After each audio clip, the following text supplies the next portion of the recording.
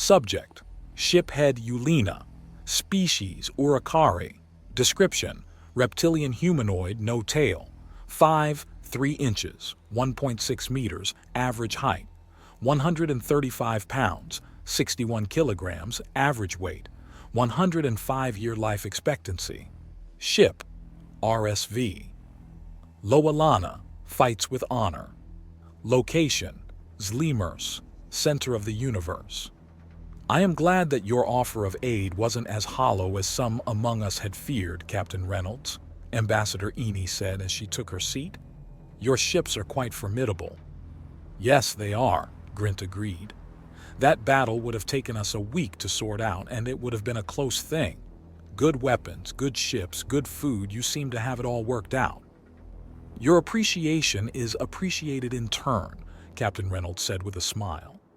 Whether he was smiling at the word play or the compliments was unclear, but the battle had indeed finished rather abruptly. The Omni-Union warped in and began trading fire with the defense forces. Before any ships were significantly damaged, the United System's 8th Fleet jumped in and immediately began picking apart the OU forces. Saying that they never stood a chance doesn't feel like the proper way to describe the wholesale dismantling of the OU fleet I had witnessed. It was like watching a group of adults expertly disarm a rowdy group of hatchlings using martial arts techniques. The sense of unease towards the humans that had formed a constant pit in my stomach grew a little bit. Yes, very impressive. Now, regarding this offensive action you plan on taking, Lorix said, what percentage of our forces will it be necessary for us to commit? As many ships as possible, Reynolds answered, his grin fading. Preferably all that are capable of combat. Lorix visibly winced. That's what was in the agreement, Eni interrupted, and it will be honored. We have 10 million ships that are combat-worthy. The aliens shared a look amongst each other, and judging from their expressions, Lorix was alone in whatever opinion she held. She faltered for a moment, but then a grim look of determination spread across her features. I noted with amusement how nearly universal that particular facial expression seems to be. On everything that has a face, at least. If we send all of our forces to attack, we will not have any forces that can defend, she said evenly. It would seem unwise to send everything we have. It does seem to be an all-or-nothing gamble, Tjorn replied. However, we are honor-bound. I know you read the terms and agreed with them just as the rest of us did. It's unsightly to try to renegotiate an agreement when it comes time for us to fulfill it, Lorix. Especially after we've already benefited, Grint added. The agreement seems to be under the impression that the Omni-Union will cease their attacks once the offensive begins. What if that isn't the case? They have a massive armada. They can easily defend against our attacks and counterattack simultaneously, she pointed out. Only a fool would set out to attack their enemy at the expense of their home. Lorix, enough, Eni said, her expression growing harsh. Lorix visibly deflated in such a way that it brought recollection of a hatchling scolded by a guardian. A silence began to settle over the room, but Captain Reynolds held up his hands gently to stave it off. It isn't unheard of to want to renegotiate an agreement for more equitable terms, Reynolds said calmly. While we are convinced that the Omni-Union will meet our offensive full force, Lorix is correct in that it may be prudent to allow for the possibility of a counterattack. However, the force that is sent on the offensive will be outnumbered. The more ships left on the defensive, the more outnumbered that force will be. The odds of eradication go up for each ship left behind. Silence finally won out and settled over the room as we digested what Reynolds had said. The better the defense, the worse the offense. The better the offense, the worse the defense. The classic conundrum of force distribution. Getting it right was dependent on proper intelligence and a massive amount of luck. But why not have a portion of 8th Fleet defend the system? I asked. The United Systems is looking for more ships to occupy the OU forces, and the Yinarinka has around 10 million left. Sparing 2.5 million to free up those 10 million wouldn't be a bad plan. All eyes turned to me. Most of the faces that belonged to those eyes wore thoughtful expressions, the only exception being Lorix. She seemed flabbergasted by the suggestion. That would solve the issue of defense as well as allow us to maintain the agreement as written, Tjorn said. An insightful suggestion, Grint acknowledged with a grin. No, Lorix nearly shouted. Having strangers defend our worlds while we embark upon a fool's errand? How can we even entertain such a suggestion without choking upon our ancestors' ashes? If we cannot defend our worlds ourselves, we do not deserve to stride upon their soil. What? Lorix's tirade stopped abruptly as her eyes met Eni's. I had considered Eni's previous expression to be harsh, but I was unprepared for how utterly mistaken I was. Her lips retracted in what a human would call a snarl, fully demonstrating teeth capable of brutally rending flesh and crushing bone. Her eyes were wide and locked in on Lorix, seemingly unaware of anything else in the room, like a furious predator staring down the cause of its anger. Lorix and I simultaneously swallowed nervously. Enough, Ambassador Lorix. I will not repeat myself again, Eni said, nearly growling. Yes, ma'am, Lorix said as she averted her gaze.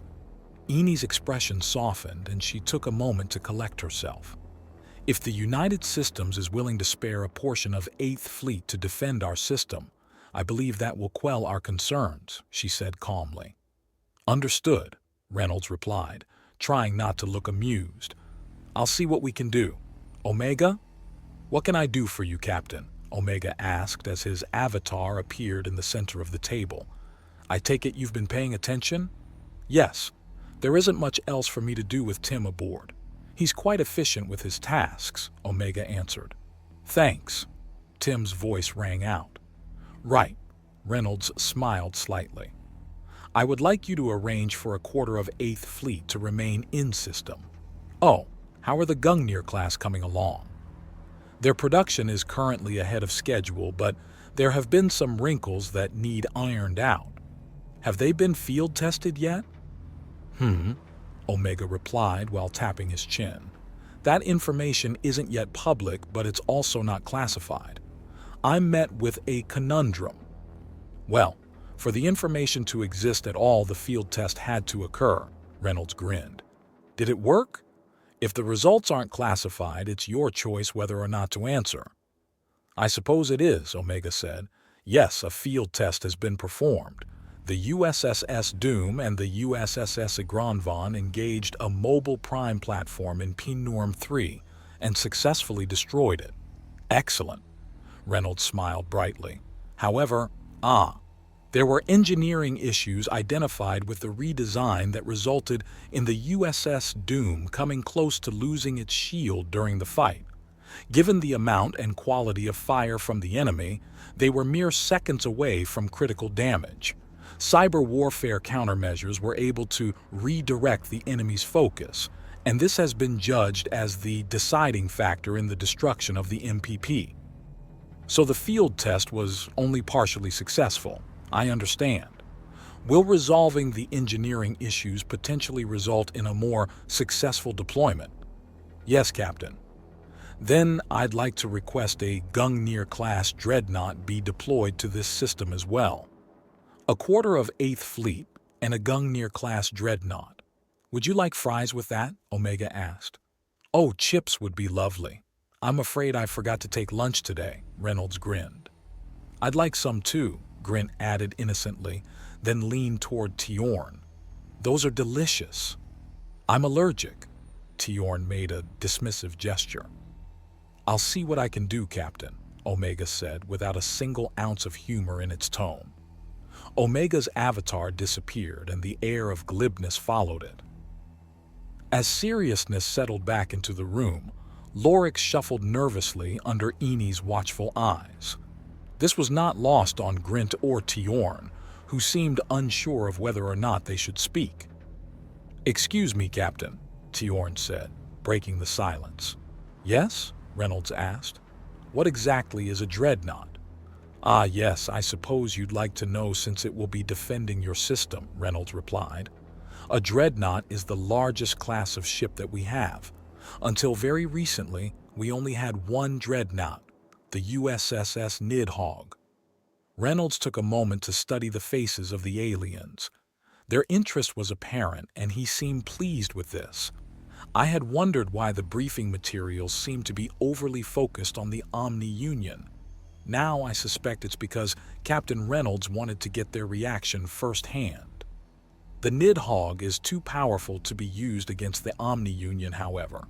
Since the OU invaded Sol, humanity's cradle system, our scientists and engineers have been working on a dreadnought that can go one-on-one with a mobile prime platform.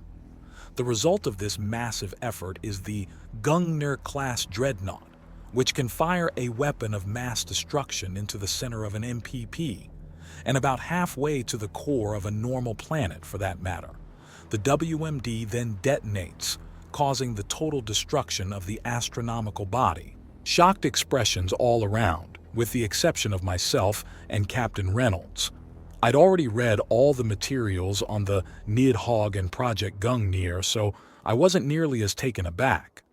Instead of being shocked, I simply waited for them to notice what Captain Reynolds had said. His informational speech had included a tiny bit of information that, if interpreted a certain way, made for a slight threat.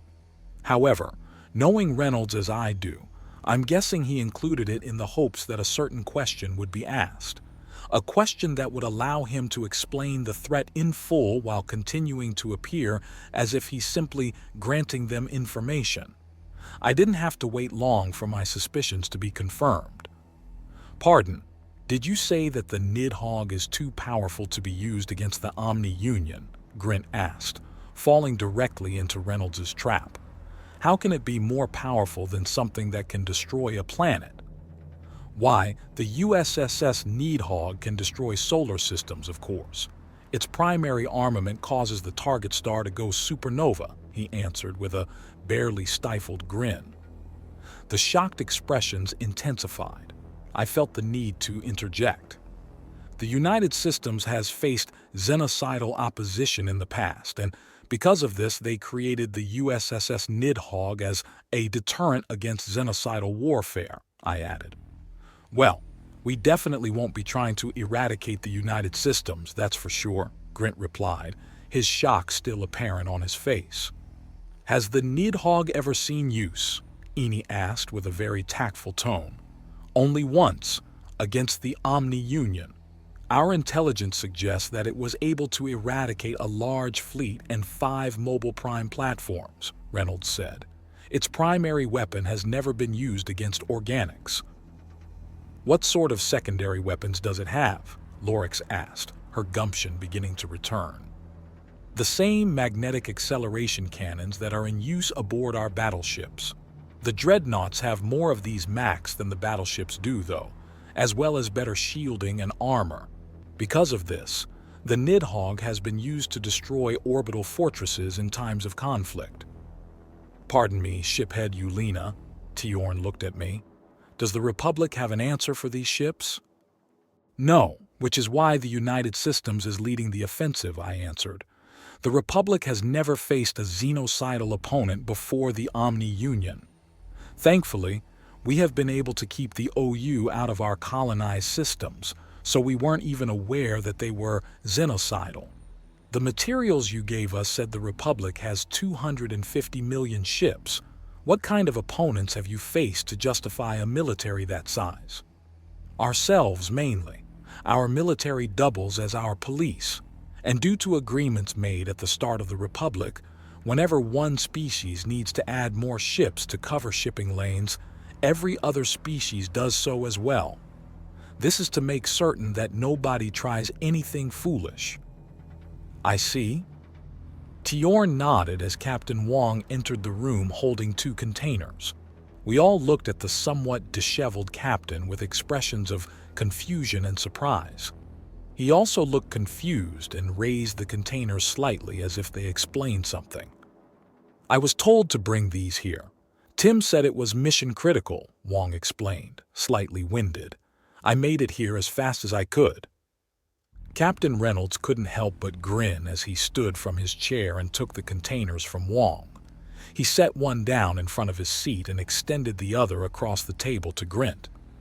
"Here are your chips, Ambassador," he said as Grint took the box. Captain Wong's expression fell as he realized what had happened. It took me a moment to realize that he had been tricked into delivering food, a task far beneath his station. Wong performed a movement known as an about face and began to leave the room. "Fucking Tim," he muttered as he left.